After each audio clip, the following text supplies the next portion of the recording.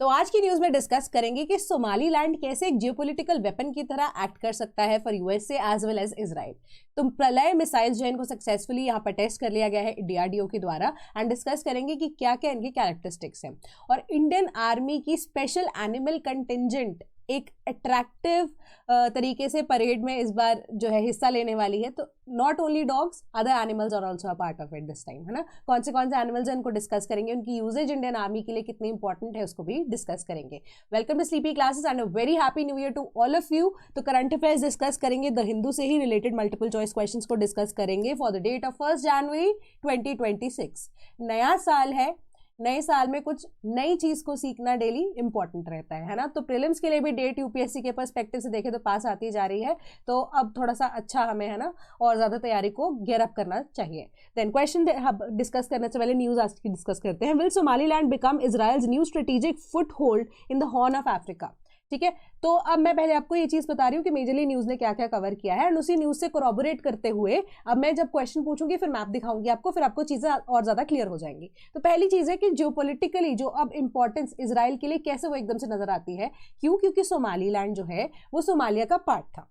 ठीक है, 1960s के आसपास ये सोमालिया का पार्ट बनता है। ठीक है, उससे पहले ये कॉलोनी हुआ करता था, बट उसके बाद अब एकदम से देखोगे आप 1991 के आसपास जो सोमालीलैंड है उसने अपने आप को as a independent nation apart from Somalia घोषित कर दिया था। तो उसके बाद से सोमालीलैंड अपने आप एक अलग से कंट्री की तरह ऑपरेट कर रहा है। तो जब ये डिवीजन हुई सोमालिया से सोमालीलैंड की, तो बहुत इनके ऊपर आप कह सकते हो कि सिंस अब जियोपॉलिटिकली एक्टिव तो है ही है ये रीजन्स, काफी ज्यादा हॉर्न ऑफ अफ्रीका के ऊपर ये फॉल करती है। ठीक है, सो अब जो बाकी नेशंस है like Israel, USA, they were against it somehow. ठीक है, तो अब क्या होता है कि इजराइल का कभी भी इनका एलाय तो बना नहीं है। सो अब क्या हुआ है कि लास्ट वीक के अंदर इजराइल ने इनको रिकॉग्नाइज कर लिया है एज अ सेपरेट स्टेट। ठीक है, तो अब बहुत ज्यादा आप देखोगे कि इनके channels, ties, diplomatic ties international level पे भी बढ़ते जा रहे हैं। ठीक है, तो इसके पीछे का रीजन क्या हो सकता है, उसके पीछे का रीजन अब आपको ये न्यूज बताएगी। ठीक है, सबसे पहली चीज कि इजराइल की अनाउंसमेंट कि उन्होंने अब इंडिपेंडेंट एंड सॉवरेन स्टेट की तरह सोमालीलैंड को यहाँ पर एक्सेप्ट कर लिया है। ठीक है, क्यों? क्योंकि अब gulf of Aden and Red Sea का डायरेक्ट एक्सेस मिलता है। इंडियन ओशन से जितना भी ट्रेड होकर जाता है तो मेजर ट्रेडिंग रूट को ये यहाँ पर देखता है। ठीक है, मेजर ट्रेडिंग रूट को कंट्रोल करने के लिए यहाँ पे अलाउंस, अगर किसी भी तरीके से कोई मिलिट्री बेस या नेवल बेस बनाने के लिए अलाउंस सोमालीलैंड दे देती है अगर इजराइल को, तो अब उनके लिए ट्रेडिंग रूट्स को कंट्रोल करना बहुत एक अच्छा जो है तरीका हो सकता है।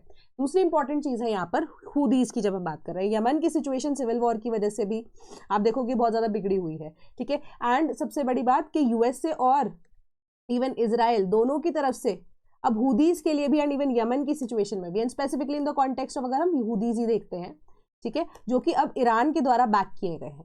ठीक है, अब उनके द्वारा बैक किए गए हैं हुदीज, तो उनको एलिमिनेट करने में कुछ मेजर यहाँ पर ना अचीवमेंट हासिल हो नहीं पाई है इजराइल और यूएसए के द्वारा, है ना। तो अब उनको टोटली यहाँ से अगर रूट आउट करना है तो एक डायरेक्ट एक्सेस इजराइल को मिल सकता है यमन का। ठीक है, अब वहां से क्या होगा कि ऑपरेट कर सकते हैं वो इन टैकलिंग द सिचुएशन जो कि यमन के अंदर करंटली चल रही है। ठीक है, एक सिचुएशन हमारे पास ये आ गई। तो अब यहाँ पर आप मेजरली क्या चीजों को डिस्कस करोगे, जियोपॉलिटिकली इंपॉर्टेंस क्या क्या है वो यही मायने रखती है। ठीक है, बाकी इसके अलावा आपके पास यहाँ पर एडिशनल इन्फॉर्मेशन के तौर पर मैं अगर आपको बताऊँ, इतना ज्यादा आपको डिटेल में जाने की जरूरत नहीं है, बट जियोपॉलिटिकली आपको बस ये पता होना चाहिए हॉर्न ऑफ अफ्रीका पे है, मेजर ट्रेडिंग रूट्स को ये कंट्रोल कर सकती है रीजन, एंड आप कह सकते हो ट्रेड के साथ साथ जो अब स्ट्रेटेजिक लोकेशन होने की वजह से बहुत सारे ऐसे काउंटर ऑपरेशंस के लिए वो हेल्प कर सकते हैं। तो इसी वजह से अब रिकॉग्नाइज किया गया है इजराइल के द्वारा एज अ सॉवरेन स्टेट, किसको? सोमालीलैंड को। ठीक है, तो इस चीज को अब यहाँ पर डिस्कस कर चुके हैं हम। तो क्वेश्चन जो है सिंपल है, which among the following does not share a land border with Somaliland? ठीक है, जिबूती, कीनिया, इथियोपिया और सोमालिया। तो the correct answer is option number B, that is Kenya. ठीक है, तो अब आप यहाँ पर मैप देखो, सबसे पहले ये वाला मैप में आपको कीनिया नजर आ जाएगा, this is Somaliland, this is Djibouti, this is Ethiopia and this is Puntland and this is Somalia. तो अब पुंटलैंड क्या है? ये एक सेमी ऑटोनॉमस स्टेट है जो कि अभी भी सोमालिया के अंडर ही यहाँ पर है। ठीक है, तो this is a disputed area. तो डिस्प्यूटेड एरिया के अकॉर्डिंगली सोमालिया का जो है वो इसको यहाँ पर खुद लेना चाहता है, सोमालीलैंड कंसिडर्स इट कि वो उनका खुद का एरिया है। तो डिस्प्यूटेड लैंड के केस में हम इसको छोड़ देते हैं। ठीक है, तो लैंड बॉर्डर पुंटलैंड क्योंकि अब ऑलरेडी सोमालिया का पार्ट है and this is the disputed area जिसको सोमालीलैंड फिलहाल अगर अपने कब्जे में भी रख रहा है। ठीक है, तो पुंटलैंड वाला रीजन जो है वो भी इसके साथ यहाँ पर लैंड बॉर्डर शेयर कर रहा है, एंड पुंटलैंड क्योंकि अब सोमालिया का पार्ट है तो इनडायरेक्टली ही सही थ्रू पुंटलैंड सोमालिया और सोमालीलैंड जो अपना बॉर्डर एक दूसरे के साथ शेयर कर रहे हैं। कीनिया बॉर्डर शेयर नहीं कर रहा, जिबूती बॉर्डर शेयर कर रहा है सोमालीलैंड के साथ, इथोपिया तो डायरेक्टली यहाँ पर कर ही रहा है। तो अब इंपॉर्टेंस देखो, अब this is the horn of Africa, ठीक है, जो हॉर्न ऑफ अफ्रीका है, this is your Indian ocean region, ठीक है, this is your almost Indian ocean region, and gulf of Aden का डायरेक्ट एक्सेस यहाँ पर मिल रहा है। दूसरी चीज यहाँ पर क्या है कि गल्फ जो अगर हम बात कर रहे हैं यहाँ पर, तो ऑटोमेटिकली यहाँ पर रेड सी वाला रीजन आ जाएगा। रेड सी के बाद बाबल मंदाब जो स्ट्रेट है उसके ऊपर भी सोमालीलैंड के थ्रू बहुत सारे तरीके से अब चेक्स रखे जा सकते हैं, and this is your Yemen, ठीक है। तो यहाँ पे एक डायरेक्ट अगर यहाँ पे किसी भी तरीके से कोई मिलिट्री या नेवी बेस बन जाता है इजराइल का, और आइदर यूएसए का, यूएसए भी ट्राई कर रहा है, इवन इथोपिया के साथ भी आप देखोगे न्यूज में आपको बताया गया है, टाइज जो है वो बेटर करने की कोशिश की है इजराइल ने, है ना। तो अब उन्होंने क्या किया, अपनी पॉलिसी को यहाँ पर शिफ्ट कर लिया। पहले उनका कोई अलाय यहाँ पर अफ्रीकन नेशन के अंदर इतना मेजरली नहीं था, ठीक है, अब वो अलाइज यहाँ पर अफ्रीकन रीजन के अंदर अगर आप देखोगे बढ़ाना शुरू कर रहे हैं। रीजन यही है कि उन्होंने अपनी पॉलिसी चेंज कर दी है कि जो भी अब काउंटर अलाइज यहाँ पर बन सकते हैं, ठीक है, कि काउंटर करने के लिए सिचुएशन जो कि करंटली रिक्वायर्ड है, तो उनके साथ उनके डिप्लोमेटिक टाइज और इवन इंटरनेशनल लेवल पे जो टाइज है वो अब बेटर करने की कोशिश कर रहे हैं, ठीक है। तो ये आपका सिंपल सी न्यूज थी। Then DRD carries out salvo launch of Pralay missiles. तो अब सैल्वो लॉन्च क्या होता है? सैल्वो लॉन्च मीन्स कि जब आप एक्चुअली में टारगेट को हिट करते हो, ठीक है, फाइनली डिफरेंट टारगेट्स को आप एक ही टाइम पर साइमल्टेनियसली लॉन्च के बाद जब आप हिट करते हो, ठीक है, तो उसको हम सैल्वो लॉन्च बोलते हैं। तो प्रलय मिसाइल्स की वो अब सैल्वो लॉन्च के अकॉर्डिंगली अब ओडिशा के कोस्ट के आसपास इसको यहाँ पर कंडक्ट कराया गया था डीआरडीओ के द्वारा। 2 मिसाइल्स छोड़ी गई थी, दोनों की दोनों जो है followed the intended trajectory, and जितने भी उनके ऑब्जेक्टिव से टारगेट से उन्होंने उनको हिट किया है विद प्रिसीजन, ठीक है। तो अब इंटीग्रेटेड टेस्ट रेंज के द्वारा इसको यहाँ पर चंडीपुर के अंदर ओडिशा के अंदर टेस्ट कर लिया गया है, and the terminal events were validated through the telemetry systems on ships positioned near designated impact points. तो इम्पैक्ट पॉइंट्स यहाँ पर भी अब शिप के अंदर पानी के अंदर रखे गए थे, वहां पे उसके द्वारा इसको अब फाइनली वेरीफाई भी किया गया है, ठीक है। क्वेश्चन डिस्कस करते हैं। Consider the following. पहली स्टेटमेंट कह रही है the Pralay missile is a surface to surface short range ballistic missile. Second, Pralay missiles strike range of about 150 to 500 kilometres. Which of the statements above is और are correct? So the correct answer is option number C, दोनों की दोनों statements correct हैं। प्रलय missile के बारे में additional information आपको दी जा रही है कि सरफेस से ही लॉन्च होती है एंड सरफेस पे ही जाकर ये अटैक कर सकती है, शॉर्ट रेंज की है यानी कि बैलिस्टिक मिसाइल है, ठीक है। अब 500 किलोमीटर तक मैक्सिमम इसको आप लेकर जा सकते हो फॉर प्रिसीजन हिटिंग, ठीक है। 150 kilometre is the minimum range that can be follow, ठीक है। तो ये आपको इन्फॉर्मेशन यहाँ पर दी गई है from official sources only. Then second additional of India UAE military exercise concludes in Abu Dhabi. Desert cyclone की यहाँ पर बात की जा रही है, ठीक है। सेकंड इसकी एक्सरसाइज दैट इज यूएई की और इंडिया की joint military exercise desert cyclone जो है 2 सेकेंड वर्जन इसका इस साल कंडक्ट हुआ है, उसको फाइनलाइज किया गया। एक्सरसाइज को कंडक्ट कौन से दिन में कराया गया? 18 से 30 दिसंबर तक अबू धाबी के अंदर ये एक्सरसाइज इस बार चली है, ठीक है। अब क्लासरूम इंस्ट्रक्शन यहाँ पर दी गई थी, स्पेशल जिसका फीचर था इस बार कि क्लासरूम इंस्ट्रक्शंस दी गई और फील्ड बेस्ड ट्रेनिंग आर्मीज की आपस में, ताकि interoperability, mutual trust and operational synergy जो है कौन से अर्बन एनवायरनमेंट के अंदर एम्फसाइज किया जा सके। एम्फोसिस किसके ऊपर? सब conventional operations under the United Nations mandate. हम ये मैंडेट डिस्कस कर चुके हैं, मैंने सिर्फ आपको नाम बताया था कौन सा मैंडेट है ये, ठीक है। आप मेरे को बताओ यूनाइटेड नेशंस का कौन सा मैंडेट है ये कमेंट बॉक्स में जल्दी से। तो अब यहाँ पर क्या है प्रैक्टिकल ड्रिल्स हुई, covering room intervention, building clearances, heliborne अगर आप ऑपरेशंस करने पड़े, एयर असॉल्ट मिशंस करने पड़े, platoon level joint assault exercises करनी पड़े, ये सारी यहाँ पर अब कंडक्ट कराई गई। तो अब इसी के थ्रू एक्सरसाइज जो है वो कंक्लूड हुई। तो आप देखो जनरली मिलिट्री एक्सरसाइज 2 या 3 दिन की होती है, तो ये अब 18 से 30 12 दिन के आसपास ये मिलिट्री एक्सरसाइज चली है, तो मतलब एक मेजर ये मिलिट्री एक्सरसाइज जो है इस बार कंडक्ट कराई गई थी, ठीक है। 45 पर्सोनल्स थे इंडियन कंटिजेंट्स के, primarily battalion of the mechanised infantry regiment. जहां पर यूएसए की बात करें, उनकी लैंड फोर्सेज जो है 53 रिप्रेजेंटेटिव्स के द्वारा यहाँ पर थी एंड मैकेनाइज्ड इन्फेंट्री बटालियन के द्वारा रिप्रेजेंट की जा रही थी। क्वेश्चन डिस्कस करते हैं, वही हम मिलिट्री एक्सरसाइज जो है कभी भूलना नहीं चाहते क्योंकि पेपर में बार बार आती रहती है वो। Consider the following pairs, operation cyclone Egypt, Garuda Shakti Indonesia, Vajra Prahar. How many pairs are correctly matched? तो the correct answer is option number C, ठीक है। अब हमने डेजर्ट साइक्लोन की बात की है, डेजर्ट साइक्लोन यूएई और इंडिया के बीच में है। ऑपरेशन साइक्लोन की बात कर रहे हैं तो वो इजिप्ट के साथ है इंडिया का, ठीक है। एंड गरुड़ शक्ति इंडोनेशिया भी रिसेंटली वो भी कंडक्ट होकर रहती है, एंड वज्र प्रहार इज इंडिया एंड यूएसए, ठीक है। तो correct answer is option number C. Then Vande Bharat sleeper train completes high speed trial. तो नया अब जो स्लीपर वेरिएंट है उसको लॉन्च किया गया। 16 कोच की ये वंदे भारत जो है सेफ्टी पैरामीटर्स को यहाँ पर क्लियर कर चुकी है एंड अब ट्रायल इसका कंप्लीट हो चुका है। लॉन्ग डिस्टेंस ट्रैवल के लिए इसको यहाँ पर बनाया गया है। अब सबसे बड़ी बात यही है कि अब ये ट्रायल कहाँ कंडक्ट हुआ, कोटा नगाड़ा सेक्शन के अंदर, जहां पर ट्रेन की maximum speed 180 kilometre per hour तक रही। ठीक है, above the designated speed basically अगर हम इसकी बात कर रहे हैं तो। ठीक है, इससे रिलेटेड एक सिंपल सा क्वेश्चन मैं आपसे पूछना चाहती हूँ क्योंकि मैंने ऑलरेडी आपको हिंट दे दिया है। ठीक है, so which among the following is not the feature of Vande Bharat? Fitted with Kavach, faster acceleration and semi high speed operation up to 200 kilometers per hour, aerosol based fire detection and suppression system, coach conditioning monitoring system। मैंने अभी आपको just I guess 1 minute पहले ये चीज बोली कि 180 kilometre per hour above the designated speed इसकी बात की जा रही है ना। 180 अगर अबव द डेजिग्नेटेड स्पीड है तो 200 किलोमीटर जो है सेमी हाई स्पीड वाले ऑपरेशन के अंदर तो ऑब्वियसली नहीं हो सकती है ना। This is 160 kilometre per hour. तो बहुत ध्यान से चीजों को यहाँ पर पढ़ना। ठीक है, तो इसका correct answer 160 kilometre per hour होना चाहिए था एंड करेक्ट आंसर आपका यहाँ पर अकॉर्डिंगली ऑप्शन नंबर बी भी बनता है। देन न्यूज डिस्कस करते हैं। टेलीकॉम सब्सक्रिप्शन जो है 100 करोड़ माइलस्टोन को यहाँ पर अचीव कर चुका है कि अगर आप देखोगे जो डेटा आपको ये बता रहा है कि नवंबर 30 के अंदर अगर आप देखोगे इंडिया की टोटल 100.36 करोड़ ब्रॉडबैंड सब्सक्रिप्शन थी जो कि 99.81 करोड़ सब्सक्रिप्शन थी कौन से अक्टूबर के मंथ के अंदर। तो अब फाइनली 100 करोड़ माइलस्टोन जो है इंडिया ने वो अचीव कर लिया है। ये आपकी सिंपल सी न्यूज है। Then Taiwan on alert as Chinese ships pull back after drill. सब हमें पता है कि ताइवान के आसपास वाले रीजन के अंदर जो चाइनीज नेवी है वो कंडक्ट करा रही है यहाँ पर जस्टिस मिशन 2025। ठीक है, तो अब उसी के रिस्पॉन्स में अब वो जो जितनी भी वेसल्स थी उनको वापस यहाँ पर भेजा जा रहा था। तो अब जो इंडियन कोस्ट गार्ड कह रही हूँ, जो ताइवान के कोस्ट गार्ड्स है, सॉरी, ठीक है, वही ताइवान के कोस्ट गार्ड्स हैं, they are also on duty on high alert, जितने भी अब शिप्स हैं ताइवान के, है ना, कि वापसी पे आते आते कोई ऐसे अचानक से अटैक ना हो जाए, क्योंकि आजकल मीम भी बनते हैं ना, हमला अचानक हुआ था, तो वो चीज़ यहाँ पर ना हो जाए ताइवान के साथ। तो अब अभी तक प्रॉब्लम यहाँ पर ताइवान को ये देखने को मिल रही है। पहली चीज़ तो उन्होंने निंदनीय इस एक्ट को घोषित किया है।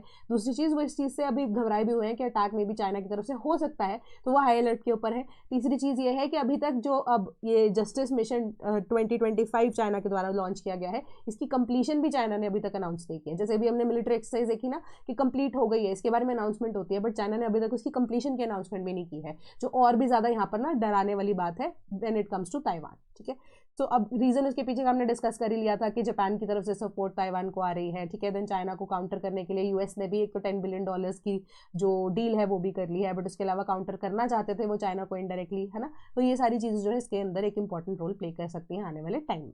देन अब आपका नेक्स्ट न्यूज़ है new third party mediation during operation Sindoor government officials. तो अब ये न्यूज़ एक्चुअली में हम एक्सपेक्ट कर रहे थे, क्योंकि कल चाइना की तरफ से ये स्टेटमेंट आ रही थी कि मल्टीपल जो ट्रीटीज़ है उन्होंने ब्रोकर की हैं। अब मल्टीपल ऐसी जो सिचुएशंस इस टाइम पे आप देखोगे हुई हैं, जियोपॉलिटिकल एक्टिविटीज़ हुई हैं, उसके अंदर जो अब मिटिगेट या आर्बिट्रेशन का मेजर काम जो है वो किसने किया है, चाइना ने किया है। तो दिस रिस्पॉन्स जो है वो यही बोल रहा है अगेन, क्योंकि यूएस के टाइम पे भी यहाँ पर यही मिनिस्ट्री ऑफ एक्सटर्नल अफेयर्स बोल रहे हैं कि 60 से ज़्यादा बार ट्रंप क्लेम कर चुके हैं कि उन्होंने इंडिया और पाकिस्तान में ऑपरेशन सिंदूर के टाइम पे जो सीज फायर डिक्लेयर कराई थी। अब सेम ही चीज़ चाइना करने लग गया है कि ऐसा कुछ भी नहीं है, कि we both parties are you can say कि इन टच इनफ कि हम कोई भी ऐसी सीज फायर को डिक्लेयर करना चाहते हैं तो वो हम दोनों कंट्रीज का ही डिसीजन था। ठीक है, कि किसी भी थर्ड पर्सन ने आके बीच में ब्रोकर नहीं किया है, थर्ड पर्सन या थर्ड कंट्री ने आके बीच में ऐसे ब्रोकर नहीं किया है। ऑल द वे मोर उन्होंने बोला कि चाइना की तरफ से ये स्टेटमेंट एकदम से आना थोड़ा अजीब है, सिंस हमारे जो डिप्लोमेटिक टाइज है वो बेटर हो गए। गलवान वाले सिचुएशन के बाद अब जाके जो डिप्लोमेटिक टाइज है वो अभी भी स्टेबल एंड स्मूथ तरीके से चल रहे हैं। तो ऐसी स्टेटमेंट्स जो है वो बेसलेस होती है, इनको यहाँ पर एक्सेप्ट करने की जरूरत नहीं है। Then Himachal set to legalise cannabis cultivation. Cannabis cultivation जो कि एक साइकोट्रोपिक सब्सटेंस है, तो अब जनरली ठंडे इलाकों में ही पाया जाता है। तो अब सरकार यहाँ पर क्या चाह रही है हिमाचल प्रदेश की कि इसकी जो कल्टीवेशन है वो लीगलाइज कर दी जाए, क्योंकि अगर आप अपर हिमाचल वाले रीजन के अंदर देखो वहाँ पर ये नेचुरली उगती है। ठीक है, तो इसके मेडिसिनल यूजेस जो है इसके ऊपर रिसर्चेस भी चलती जा रही है काफी टाइम में अगेन, है ना, यूज भी किया जाता है इसको मेडिसिनल पर्पसेस के लिए। बट सिंस इसको अब क्या किया जाता है कि हरास किया जाता है एज अ साइकोट्रोपिक सब्सटेंस है, तो हरासमेंट तो होती है with respect to illegal usages, है ना। तो अब इसकी वजह से सरकार ये बोल रही है कि एक तो ये बात है कि इलीगल यूजेज जो है इससे कम हो जाएगी अगर हम इसको लीगलाइज कर देते हैं। ठीक है, क्यों? क्योंकि अब जितने भी एरिया के अंदर ही उगेगी वो सारी सरकार की हो जाएगी। ठीक है, या वो जो भी अब एरिया है उसको डिवाइड किया जाएगा, उसी के अकॉर्डिंगली जो सरकार है इसको यूज कर सकती है for economic purposes. And there is an estimate कि हिमाचल की गवर्नमेंट 1000 से 2000 करोड़ हर साल कमा सकती है with respect to cannabis cultivation, क्योंकि इसका मेडिसिनल यूज है। तो इससे क्या होगा कि जो अब इलिसिटली इसको यूज किया जा रहा था वो कम हो जाएगा, प्लस अब सरकार इससे पैसा कमा पाएगी। सो अब आने वाले टाइम में हो सकता है हिमाचल प्रदेश कैनबिस को लीगलाइज कर दे। Then Vodafone Idea dues frozen by centre, timeline relax. तो अब क्या है, वोडाफोन जो है कंपनी, उसके अंदर 49% स्टेक्स जो है ना वो सेंट्रल गवर्नमेंट के हैं, ठीक है। तो कंपनी जो है वो अब ऑलमोस्ट खत्म ही हो चुकी है 3-4 साल से, है ना। तो अब जो स्टेक्स हैं वो पे ऑफ भी तो करने हैं ना आपको, अपने जो व्यक्ति हैं, जो स्टेक होल्डर्स हैं, उनको भी तो आपको पैसा देना ही है इक्विटी का। तो वही अमाउंट जो है वो पेंडिंग है ना। अब वही अमाउंट को इन्होंने, कितना अमाउंट है 87 अप्रॉक्सीमेटली अगर आप लगा लो 88,000 करोड़ रुपये सेंट्रल गवर्नमेंट को मिलना है, उनका जो 49% शेयर है, ठीक है। तो अब क्या हो रहा है कि वोडाफोन जो है उनकी जो रेवेन्यूज है ऑल द वे मोर इतना ज्यादा वो कमा नहीं पा रहे हैं, है ना। तो और ऊपर से जो वोडाफोन के यूजर्स है, अगर एकदम से कुछ भी हार्श डिसीजन अगर सेंट्रल गवर्नमेंट लेती है तो वोडाफोन के जो एग्जिस्टिंग कस्टमर्स है उनको प्रॉब्लम आ सकती है। तो धीरे धीरे करके सेंट्रल गवर्नमेंट ने इन कीपिंग माइंड की जो सुप्रीम कोर्ट का डिसीजन आया है, रिलैक्स किया है जो टाइमलाइन, कि जिसके अकॉर्डिंगली वोडाफोन को पैसा उनको दे देना चाहिए था, बट अभी तक दिया नहीं है। तो 2031 के आसपास तक, 2031-32 से 40 के बीच में, 40-41 के बीच में जो सेंट्रल गवर्नमेंट है वो धीरे धीरे करके इनसे पैसा वापस लेगी।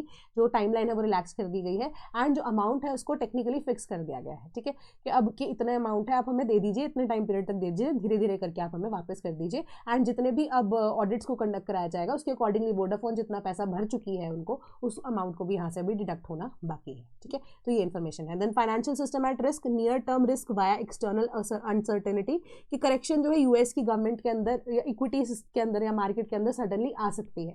ये आरबीआई की स्टडी ने यहाँ पर स्पेसिफिकली पब्लिश किया है, ठीक है। तो उन्होंने बोला कि यूएस की मार्केट मेजरली कंट्रोल कर रही है वर्ल्ड मार्केट को, है ना। तो अब एकदम से शार्प करेक्शन अगर यूएस की मार्केट के अंदर आती है, उससे हो सकता है कि अब बाकी सारी कंट्रीज की जो इम्पैक्ट है मार्केट के ऊपर, उसके ऊपर तो पड़ेगा ही। अब स्पेसिफिकली इंडिया के कॉन्टेक्स्ट में अगर आप देखो तो उसके ऊपर इम्पैक्ट थोड़ा सा ज्यादा पड़ सकता है, ठीक है। ये आपको ये रिपोर्ट बोल रही है। क्यों? क्योंकि हमारे जो नेशन है, इंडिया की जो कंपनीज हैं, मेजरली उसमें जो कंपनीज है वो कौन सी है, यूएस की है, ठीक है। कि यूएस की जो मार्केट है अगर वो हैम्पर होती है तो हमारे पास जो प्लेयर्स हैं इन द इंडियन मार्केट ऑल्सो, जिनकी इक्विटीज एग्जिस्ट करती हैं, उनका भी शेयर यहाँ पर डाउन होगा। क्यों? क्योंकि उनका जो प्रिंसिपल ऑफिस है, जो मेन जो वो कंपनी है वो यूएस बेस्ड है ना। एंड इवन के इंडियन कंपनीज के मेजर कोलैबोरेशंस जो कि ग्लोबलाइजेशन का पार्ट होती है ना, उनके भी कोलैबोरेशंस मेजरली यूएस की कंपनीज के साथ है। सर्विस सेक्टर की भी अगर हम ऑल टुगेदर बात करें, उनका भी रिस्पॉन्स में ढीला ही हो जाएगा मार्केट को लेकर, क्योंकि इतना ज़्यादा रेवेन्यू अगर नहीं आएगा, बट करेक्शन होना भी बहुत ज़्यादा ज़रूरी है। तो इसी वजह से उन्होंने बोला कि जो वर्ल्ड की इकोनॉमीज है या मार्केट है ऑलरेडी बहुत ज़्यादा रेजिलिएंट है, कितना सब कुछ जियोपॉलिटिकली होने के बाद भी उन्होंने अपने आप को सस्टेन किया, ठीक है। बट अभी ये जो फ्यूचर है अगर आप देखो तो इसके अंदर थोड़ा सा रिस्क ज़्यादातर देखने को मिल रहा है। बट रेजिलियंस, अगर डोमेस्टिक मार्केट की डिमांड यहाँ पर बढ़ी जाए, ठीक है, तो भी हम अपनी कंपनीज को यहाँ पर रेजिलिएंट बना सकते हैं कि इतना ज़्यादा इम्पैक्ट हमें ना पड़े, ठीक है। ये आपकी न्यूज़ कहती है। Then army's animal contingent to debut at republic day parade, ठीक है। तो डिफरेंट तरह के एनिमल्स हैं अपार्ट फ्रॉम डॉग्स, ठीक है। कैमल्स एंड डॉग्स ऑलरेडी इसके इंक्लूजन रही ही है, बट उसके अलावा भी जो कल्चरल एनिमल्स हैं उनको यूज किया जाता है आर्मी के द्वारा। कौन से एनिमल्स हैं? सबसे पहली चीज यहाँ पर आरबीसी आपको पता होना चाहिए, रीमाउंट एंड वेटरनरी कॉर्प्स, ठीक है। आरबीसी एक स्पेसिफिक ऐसी ऑर्गेनाइजेशन है जो इन एनिमल्स को ट्रेन करती है, तो इस चीज को ध्यान में रखना। तो आरबीसी के द्वारा इस बार क्या हो रहा है, highlighting and indispensable role जो कि ये एनिमल्स प्ले करते हैं for the Indian army at border region as well as in many other counter operations. तो अब इसमें कौन से कंटिजेंट के अंदर 2 Bactrian camels, 4 Zanskar ponies and 4 raptors और 10 Indian bred army dogs and 6 conventional military dogs जो है करंटली इन सर्विस इसमें हिस्सा लेंगे। पहले आप देखोगे कि सिर्फ कैमल्स के लिए होता था, ठीक है। जो भी अब आप देखोगे कि राजस्थान की तरफ से था, बट वो अलग से जो रेजिमेंट है वो एग्जिस्ट करती है, बट अभी तक डॉग शो का ही पार्ट रहा है वो, या डॉग जो है उनकी परेड ही रही है। बट उसके अलावा ये सारी जो है अब डॉग्स के अंदर भी डाइवर्सिफाइड रोल्स जो है वो सिर्फ और सिर्फ ऐसे नहीं है कि फॉरेन ब्रीड्स को कल्टिवेट किया जा रहा है, इंडियन या इंडिजिनस ब्रीड जो है वो भी आर्मी के अंदर इनकलकेट की जा रही है, उसके बारे में भी डिस्कस करेंगे। टुगेदर वो एक unique blend of tradition, innovation and self reliance army के ऑपरेशंस के अंदर दिखाती है। सबसे पहली चीज, leading the formation hardy bactrian camels होंगे, ठीक है, जो कि एक रिसेंटली इंडक्टेड है फॉर ऑपरेशंस कहाँ पे, कोल्ड डेजर्ट्स ऑफ लद्दाख। क्यों उनको यूज किया गया है? क्योंकि अडाप्ट कर सकते हैं हम एक्सट्रीम कोल्ड टेरेन में, थिन एयर के अंदर एंड ऑल्टीट्यूड्स के अंदर अबव 15,000 फीट। और ये जो कैमल्स हैं लोड कितना ले उठा सकते हैं, कैरी कर सकते हैं 250 kgs while traversing long distances, और मिनिमल वाटर रिक्वायरमेंट इनको रहती है।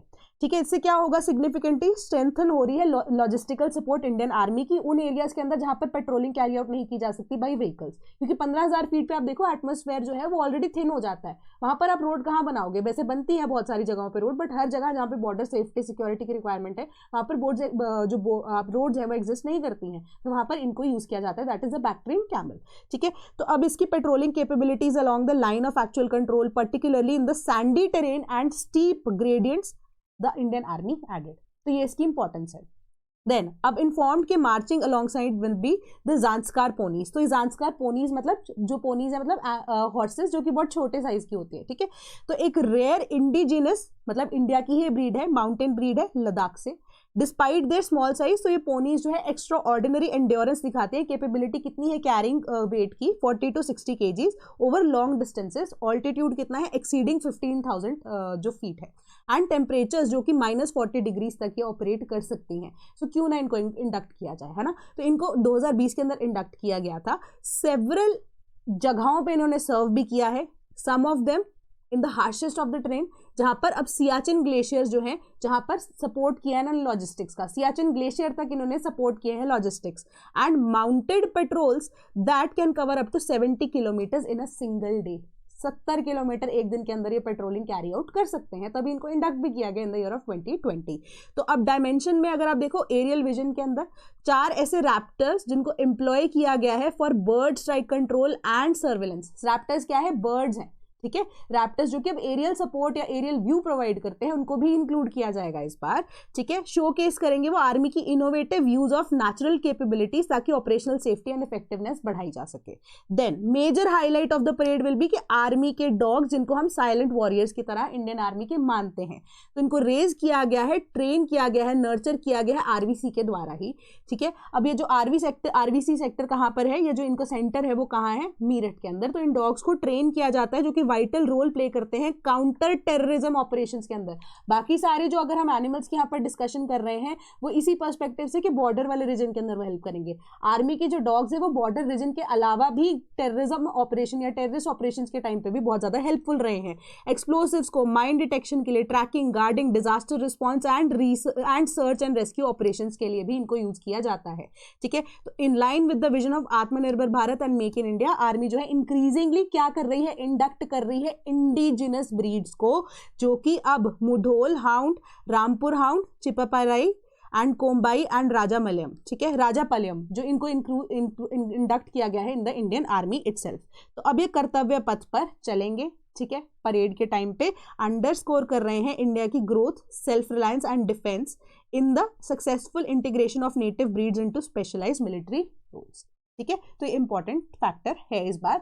तो centre pre publishes draft rules for 4 labour codes, 4 labour code जो है इसको अपडेट किया गया है। तो हमने इसको पहले भी डिस्कस किया था। तो अब इसमें 45 दिन का टाइम, 45 डेज का टाइम पब्लिक को दिया गया है कि जो भी अगर आपको प्रॉब्लम्स यहाँ पर लगती हैं तो उसको आप रिलीज कर सकते हो, बता सकते हो कि अपडेट कर सकते हो सरकार को। बट अदरवाइज ड्राफ्ट फॉर्म तो पास तो हो ही गया है, बट उसका अगर जो चेंजेस है उसके बाद अगर वो प्रपोज किए जाते हैं तो अकॉर्डिंगली चीजें होंगी। 45 डेज से पहले जो अब एक तरह से उसको ड्राफ्ट कोड ही बोल सकते हो, उसको उन्होंने पब्लिश करके यहाँ पर पब्लिक डोमेन में दे दिया है। सो बेसिकली यहाँ पर क्या है कि डेफिनेशंस जो है इसको बढ़ा दिया गया है। अगर आप वर्किंग आवर्स की बात करो 48 आवर्स पर वीक कर दिया गया है। विमेन के लिए नाइट शिफ्ट के लिए यहाँ पर सीसीटीवी कैमराज जो हैं उनको इंस्टॉल करने के लिए मैंडेटरी कर दिया गया है। विमेन की रिटन कंसेंट रिक्वायर्ड है नाइट शिफ्ट में काम करने के लिए। ठीक है, तो अब नई नई डेफिनेशन है, गिग वर्कर्स हैं, इवन की कमेटी की फॉर्मेशन की यहाँ पे बात की है। नेशनल सोशल सिक्योरिटी बोर्ड जो है इसको कॉन्स्टिट्यूट किया जाएगा। रिप्रेजेंटेटिव यहाँ पर एसोसिएशन से होंगे, unorganised sector workers and employees association of unorganised sector for social security measures of unorganised workers. तो 5 ऐसे मेंबर्स जो है इनको रोटेशनल बेसिस पे जो है रखा जाएगा उस कमेटी के अंदर, उस बोर्ड के अंदर, जो कि बाकी सारे डोमेन्स के अंदर रिप्रेजेंटेशन करेंगे कि रिक्वायर्ड क्या क्या चीज़ें हैं एंड क्या क्या प्रॉब्लम्स किसी वर्कर को आ रही है एंड किस बेसिस पे उसकी इन्वॉल्वमेंट की रिक्वायरमेंट की जरूरत है ना। तो अब यहाँ पर ये बेसिक चीज़ें आपको बताई गई हैं। तो जो पब्लिक है 45 डेज रिस्पॉन्ड करने के लिए यहाँ पर उनको दिए गए हैं। तो जो rule for code on wages हैं 18 ऐसे पास रूल्स को, जिसमें payment of wages rules 1937, payment of wages nomination rules 2009, minimum wages central rules 1950, then the minimum wages central advisory rules 2011 and equal remuneration rules 1976 इसको इंक्लूड करता है automatically. तो combine करके इसको कोड बना दिया गया है। तो अब जो न्यू ड्राफ्ट रूल्स है इसके accordingly minimum rate of wages जो है वो अब एक फिक्स क्राइटेरिया के ऊपर बेस्ड होंगे, ठीक है। मिनिमम वेजेस की बात की जा रही है, जो वेजेस है वो अब नंबर ऑफ फैमिली मेंबर्स कौन कितना कमा रहा है उसके बेसिस पर डिसाइड किया जाएगा। एंड सेंट्रल गवर्नमेंट क्या करेगी, एक बेस वेज जो है उसको अब रख देगी, बता देगी कि बेस्ड अपॉन के the number of people in your company, ठीक है। वैसे तो 50 की लिमिट रखी हुई है, 50 से ऊपर वाले उनके लिए तो मैंडेटरी होगा ही इसको फॉलो करना। अपार्ट फ्रॉम दैट अगर जो आपकी बेस वेज है सरकार उसको स्पेसिफाई करके देगी बेस्ड ऑन द क्राइटेरिया कि आपकी जो जॉब की स्पेशलाइजेशन कितनी रिक्वायरमेंट है, कितने स्किल की रिक्वायरमेंट है एंड क्या क्या चीज़ें हैं, उसी पैरामीटर्स के बेसिस पे एक बेस वेज सेंट्रल गवर्नमेंट अब आपको बताएगी। तो उसी के बेसिस पे आपको मिनिमल उतनी वेज आपको देनी ही पड़ेगी बीइंग एन एम्प्लॉयर, ठीक है। तो अब उस चीज़ के ऊपर भी है। प्लस जो आप कह सकते हो कि ऑर्गेनाइज सेक्टर है, अनऑर्गेनाइज सेक्टर है, अपार्ट फ्रॉम यू कैन से द डेली वेजेस है ना, तो जो फिक्स सैलरी है उसके बारे में आपको बताया गया है। फिक्स कंपोनेंट है कि कॉन्ट्रैक्चुअल वर्कर्स कौन से हैं उसको थोड़ा सा रीडिफाइन किया गया है। परमानेंट वर्कर आपका कौन होगा, वो सारी चीज़ें यहाँ पर बताई गई हैं कि ये सारी लेबर कोड्स के अंदर स्पेसिफिकेशन के अंदर।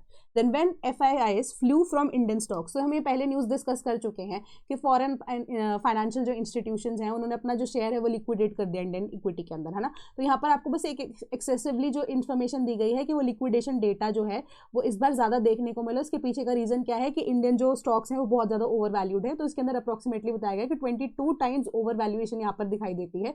एंड इतना return when it comes to dollar वो नहीं मिल रहा है हमको, क्योंकि डॉलर के अगेंस्ट जो रुपी है वो अब सस्ता होता जा रहा है। तो अब क्या हुआ, जापान की मार्केट हो गई उसकी तरफ ज़्यादा अट्रैक्ट हो रहे हैं इन्वेस्टर्स, क्योंकि उनको थोड़ा बहुत वहाँ से जो पैसा है वो रेवेन्यू है वो मिल पा रहा है। प्लस दूसरी चीज़ यही है कि quarterly performance of the companies FIIs को जो चाहिए थी अब हाफ ईयरली या इवन ईयरली बेसिस पे नहीं, उनको क्वार्टरली बेसिस पे जो परफॉर्मेंस चाहिए थी वो नहीं हो पाई, है ना। तो इसी वजह से जो शेयर्स है वो लिक्विडेट यहाँ पर लो करते हुए जा रहे हैं। बट उसके बाद भी जो इंडियन कंपनीज है, इंडियन शेयर मार्केट है, अपने आप को बहुत ज़्यादा रेजिलेंट उन्होंने रखा है। एंड सबसे बड़ी बात उन्होंने बोली है कि foreign capital of about 1.16 lakh crore exit की गई है इंडियन स्टॉक मार्केट से। तो फरवरी 2025 के अंदर जो बेंचमार्क है NSE निफ्टी का 50 पॉइंट से जो है वो डाउन हो गया था नियरली। अब 6% यहाँ पर डिप हुआ था, बट उसके बाद आप देखोगे कि नेक्स्ट मंथ के अंदर थोड़ी थोड़ी रिकवरी होती हुई देखने को मिली है, ठीक है। तो अब जो पॉकेट साइज है IPOs का वो भी बढ़ा दिया गया है। एंड इवन के LG जैसी कंपनीज जो है उन्होंने इंडिया के अंदर यहाँ पर एंट्री ली है, ठीक है। तो अब इन सब फैक्टर्स की वजह से जो FIIs हैं वो भी चाहते हैं कि यहाँ पर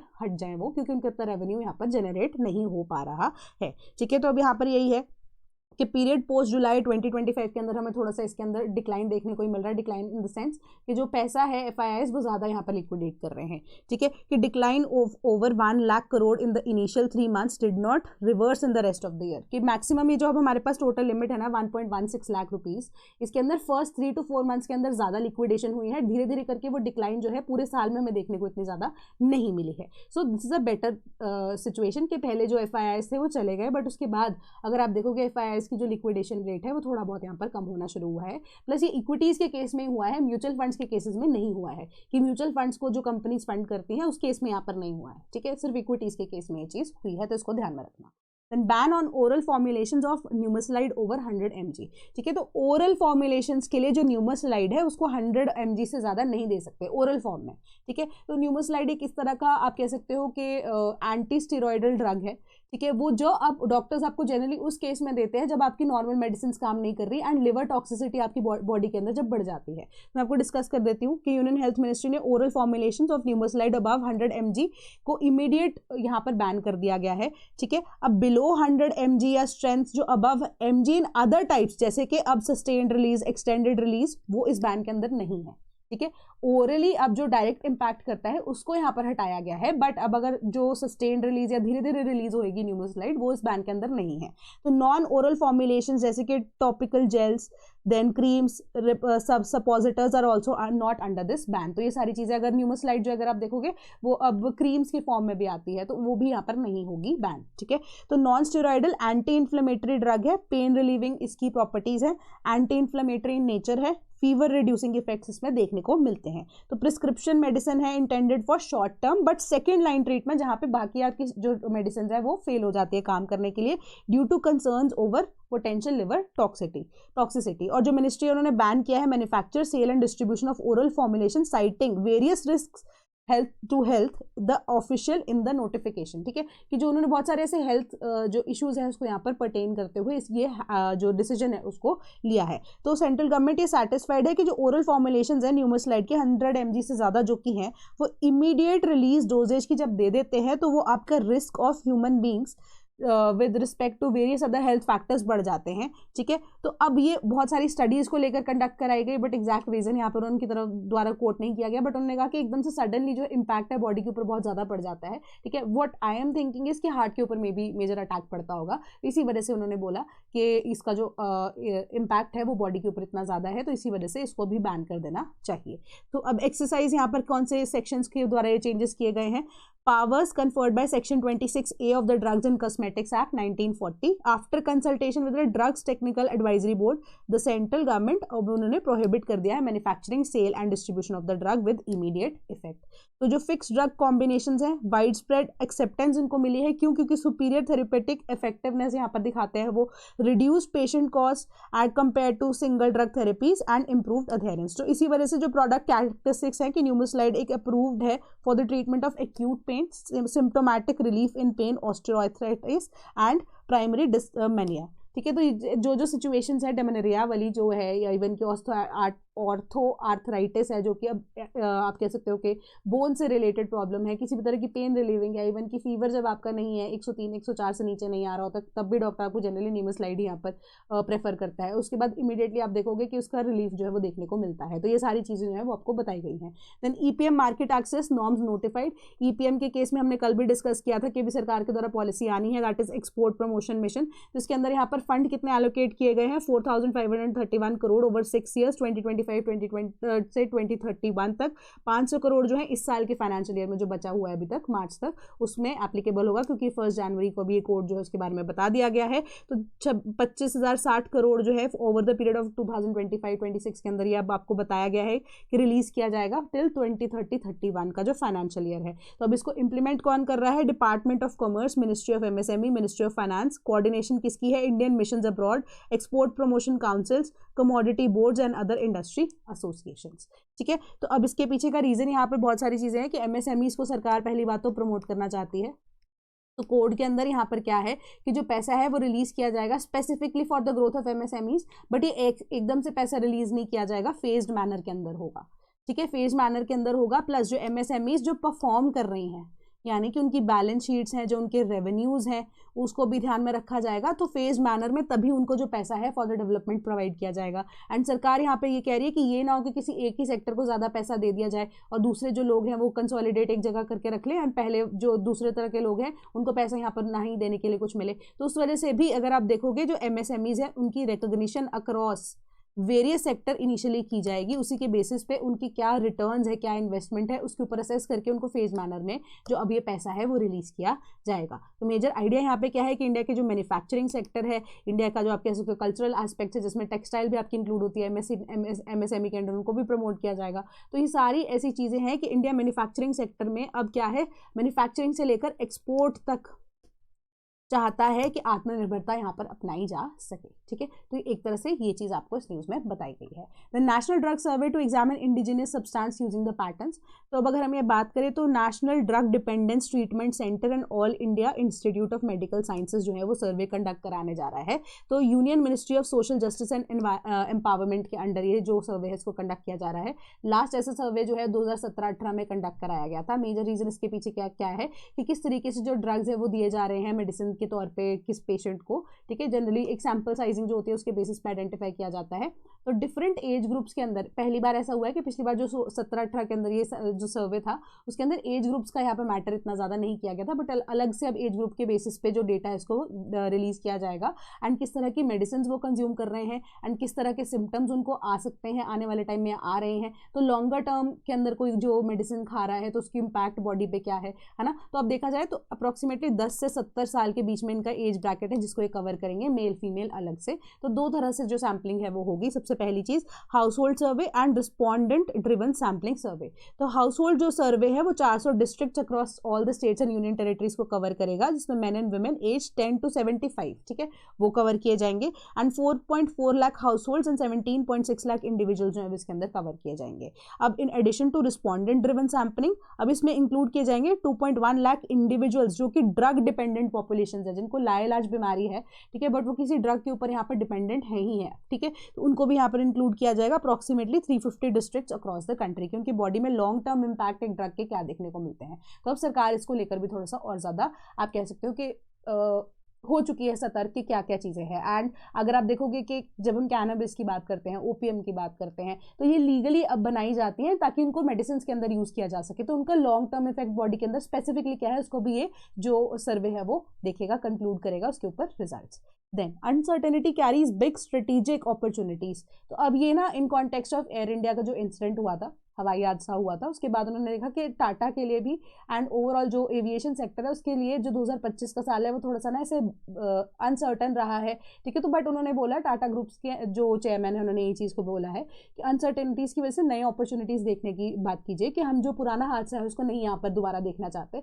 तो first of all they thank the staff जिन्होंने यहाँ पर हेल्प की for all the victims also, and जो भी सारी सिचुएशन थी, कितना केओस के अंदर भी उन्होंने यहाँ पर साथ नहीं छोड़ा है। दूसरी चीज़ उन्होंने कहा कि अब हम इनोवेशन लेके आने की यहाँ पे बात कर रहे हैं कि जो यंग ब्लड है हमारा, यानी कि हमारे देश का जितने भी यूथ है उनके अब यंग माइंड्स को यहाँ पर लेकर आकर एक्सपीरियंस के साथ मर्ज करके they are planning on certain upgradations जिनकी रिक्वायरमेंट है, ठीक है, ताकि एविएशन सेक्टर जो कि one of the safest mode of travel है वो उसका नाम वापस से रीगेन कर सके, and also in the context of Air India, है ना।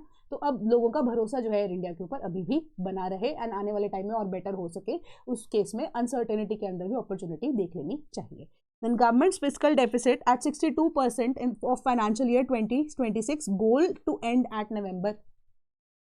तो अब बेसिकली क्या है कि जो फिस्कल डेफिसिट है, मतलब सरकार ने जितना खर्चा किया है उतना उनको वापस आया है, रेवेन्यू है नहीं, मतलब डेफिसिट देखने को मिल रहा है कि खर्चा ज़्यादा किया है, रिटर्न इतना नहीं आया है, ठीक है। कि पिछले साल के अकॉर्डिंगली अगर आप देखोगे ये डेफिसिट जो है 52.5% था, इस बार ये 62.3% हो गया है, ठीक है। और ऑलरेडी नवंबर के अंदर ये चीज़ हो चुकी थी कि बजट के अंदर जो डिसाइडेड था उससे ज़्यादा अगर आप देखो ये इतना देखने को मिल रहा है हमें। इसके पीछे का रीज़न उन्होंने ये कहा कि सेकेंड हाफ के अंदर अगर आप देखोगे ईयर के, तो सेंट्रल गवर्नमेंट ने जो पैसा है वो बहुत ज़्यादा खर्चा है।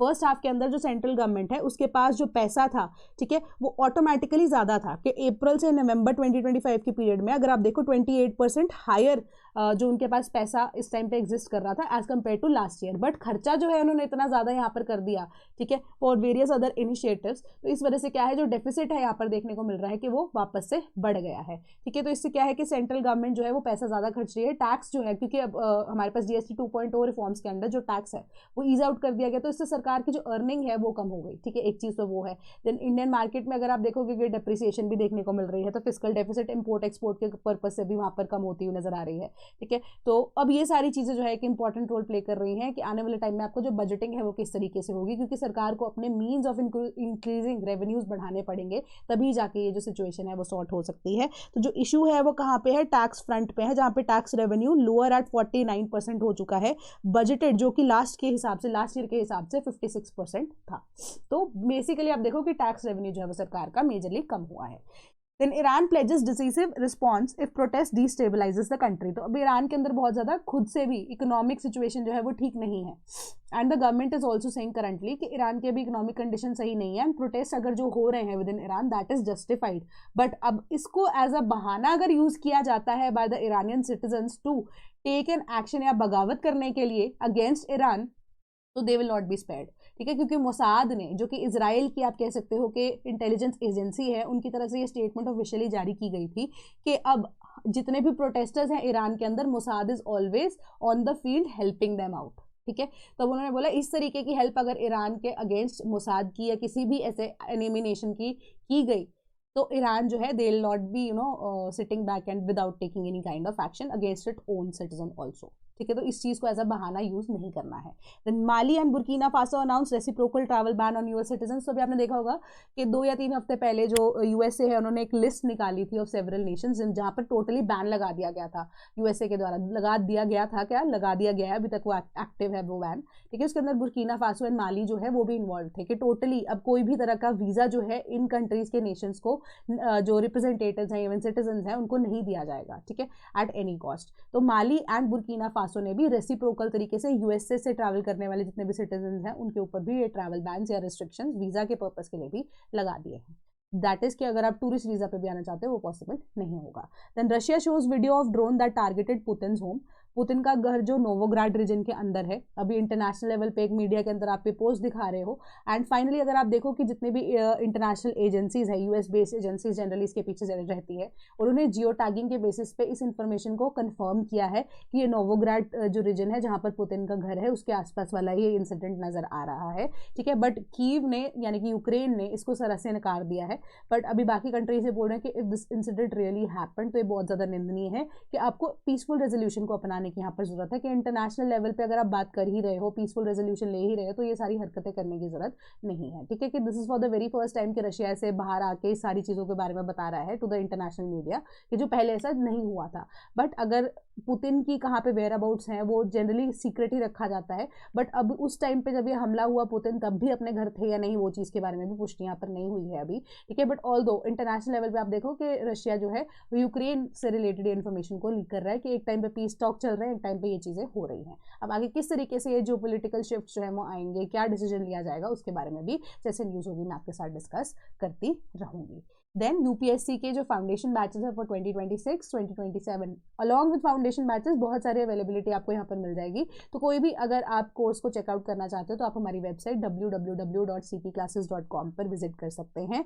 Numerous other kinds of courses are available in different combinations. ठीक है, तो आपको अवेलेबल यहाँ पर करा दिए जाएंगे। आप हमारे टोल फ्री नंबर 1800-890-3043 पे कॉल कर सकते हैं या sleepy.class@gmail.com पे हमें ईमेल भी कर सकते हैं। कमेंट सेक्शन आपके पास अवेलेबल है जहाँ पर अगर आपको कोई भी डाउट होता है रिगार्डिंग द लेक्चर या regarding any kind of batches तो आप पूछ सकते हैं। Then UPPCS and even BPSC का जो फाउंडेशन बैच है वो भी अब लाइव कर दिया गया है। तो कोई भी वेबसाइट पर जाकर अगर आपको चेकआउट करना है कोर्स के फीचर्स वो भी आप देख सकते हैं। एंड अलॉन्ग विद दैट एक इंपॉर्टेंट इन्फॉर्मेशन कि 5 जनवरी तक एक कोड है दैट इज ब्लेसिंग्स। अगर आप वो अप्लाई करते हो तो आपको डायरेक्टली 25% तक डिस्काउंट मिल जाएगा विदाउट एनी क्वेश्चंस आस्क्ड। ठीक है, तो अगर ये 19999 का कोर्स है तो विदाउट एनी क्वेश्चंस आस्क्ड आपको 25% जो है वो अवेल करा दिया जाएगा। चाहे आप हमारे सेल्स टीम से बात करके अवेल कीजिए, वेबसाइट से डायरेक्ट परचेज करते हो तो भी एप्लीकेबल होगा। ठीक है, तो कोई भी डाउट लेक्चर में होता है तो मुझे जरूर बताइएगा। And happy new year to all of you once again. Thank you so much.